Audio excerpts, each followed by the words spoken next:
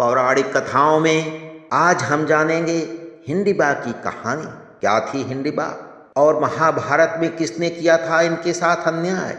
आइए ये सब कुछ सुनते हैं, लेकिन सुनने से पहले चैनल को सब्सक्राइब करें, लाइक और शेयर करें। हिंडिबा का नाम अनजाना तो नहीं, लेकिन कुछ लोग इनके बारे में ज़्यादा भी नहीं जानते हैं। वो एक राक्षसी थी, भीम की पत्नी थी। सारी जानकारी यहीं तक सीमित है। इस पुरुष प्रधान समाज में स्त्री स्वाधीनता की एक नई लकीर खींचने वाली हिंडिबा पर आखिर ज़्यादा बातें क्यों नहीं होती हैं? क्या राक्षसी का परिचय उन्हें महाभारत की सशक्त नारियों द्रौपदी और कुंती के साथ बराबरी में रखे जाने से रोकता है? लाक्षागृह से बचने के बाद पांडवों ने अपनी मां के साथ काम्यकवन में शरण ली थी। काम्यकवन हिंडिब और हिंडिबा नामक राक्षस भाई बहनों का घर था। वन में पांडवों की मौजूदगी के बारे में जानकर हिंडिब ने अपनी ही तरह साहसी अपनी बहन को उन्हें मारने के लिए भेजा। लेकिन ये प्यार भी अजीब चीज है, या यूं कहें कि इसी ने कुरुक्षेत्र के युद्ध का होना निश्चित किया। जिस हिंडिबा को पांडवों को मारने के लिए भेजा गया था, वो भीम को अपना दिल दे बैठी। एक ऐसे पुरुष को जो कद काठी, वीरता, युद्ध कौशल और प्रेम में उनके जोड़ का था। भीम के साथ अभी हिंडिबा की बातचीत चल ही रही थी।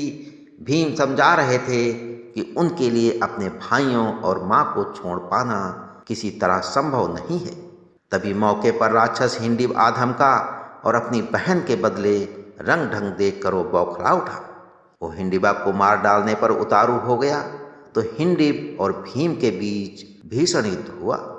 इस युद्ध में आखिरकार हिंडिब मारा गया और युद्ध में बड़े भाई के भीम के हाथों मारे जाने के बावजूद हिंडिबा का भीम के लिए प्यार कम नहीं हुआ। उन्होंने कुंती से भीम के साथ रहने की अनुमति देने का अनुरोध किया। कुंती राजी हुई और उनके निर्देश पर भीम ने हिंडिबा से विवाह कर लिया।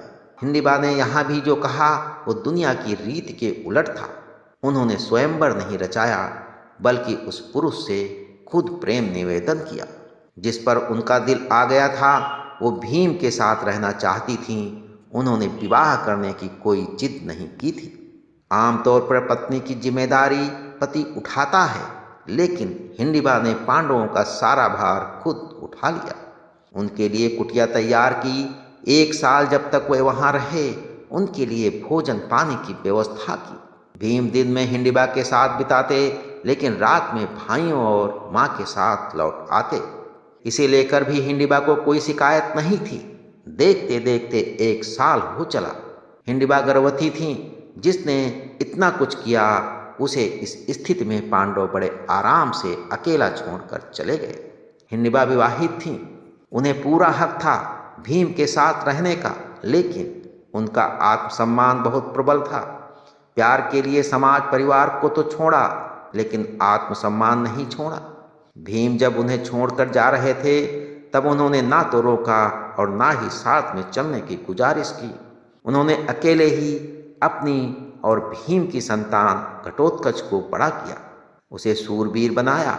वहीं घटोत्कच, जिसने संतान होने के दायित्व के पालन के लिए पिता के परिवार की ओर से कुरुक्षेत्र के युद्ध में हिस्सा लिया और अपने प्राण न्यौछावर किए। बड़े आश्चर्य की बात है कि इस छोटे से प्रसंग के अलावा महाभारत में हिंडिबा का और कोई जिक्र नहीं मिलता है। इस स्वाधीन और आत्मनिर्भर महिला के आगे जीवन कैसा रहा, कुछ पता नहीं चलता है।